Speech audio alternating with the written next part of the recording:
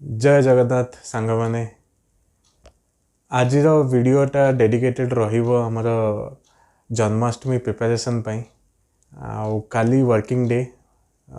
काली दिन सारा आमको टाइम मिलबनी एत किसी करने तो आम भाविलु कि आज संडे राति ही प्रिपरेशनटा चालू करदेबू आउ लेट नाइट हो गलानी टाइम जदि आम देखा टाइम पाखापाखि आसिकी बाजिगला 12टा बाजिबो और टिके सब पर 12टा बाजिबो आमे भाविलु आज जिते पॉसिबल आज कंप्लीट करदेवा डेकोरेशनटा आपण टिके देखंतु आउ जदि भल लागिबो ताहले लाइक शेयर और कमेंट करेंगे आउ सब्सक्राइब करेंगे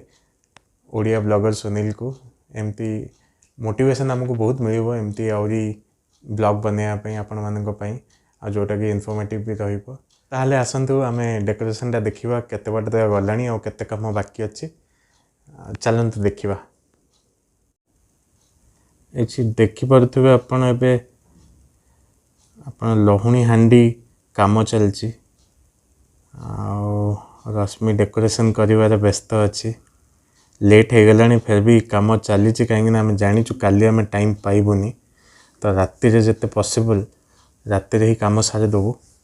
ताकि आउ काली टाइम केते टाइम रही रश्मि राति 12टा आरती आ दिन सारा तो पूजा हुए सकाळ पूजा आरंभ हम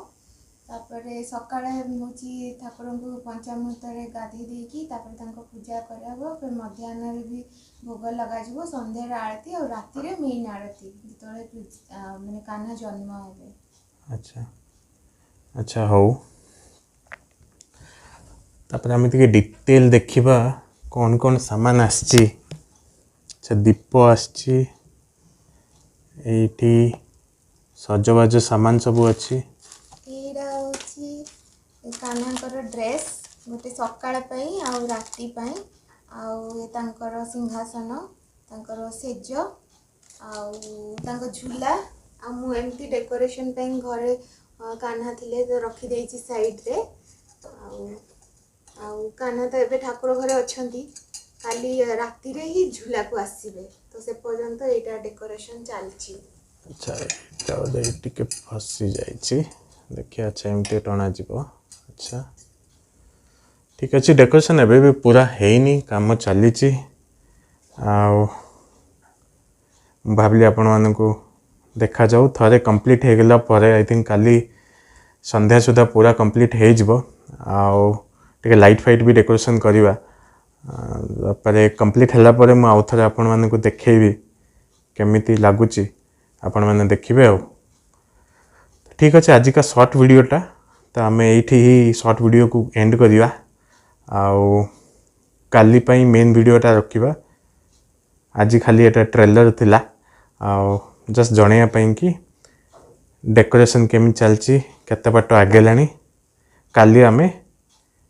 पूरा डिटेल वीडियोटा देखिबा ठीक अच्छे। रहिली जय जगन्नाथ सब्सक्राइब करंतु चैनल को ओडिया ब्लॉगर सुनील को ताकि एमती मोटिवेशन मिलिबो आ आमे एमती ब्लॉग करी चलिबू। धन्यवाद।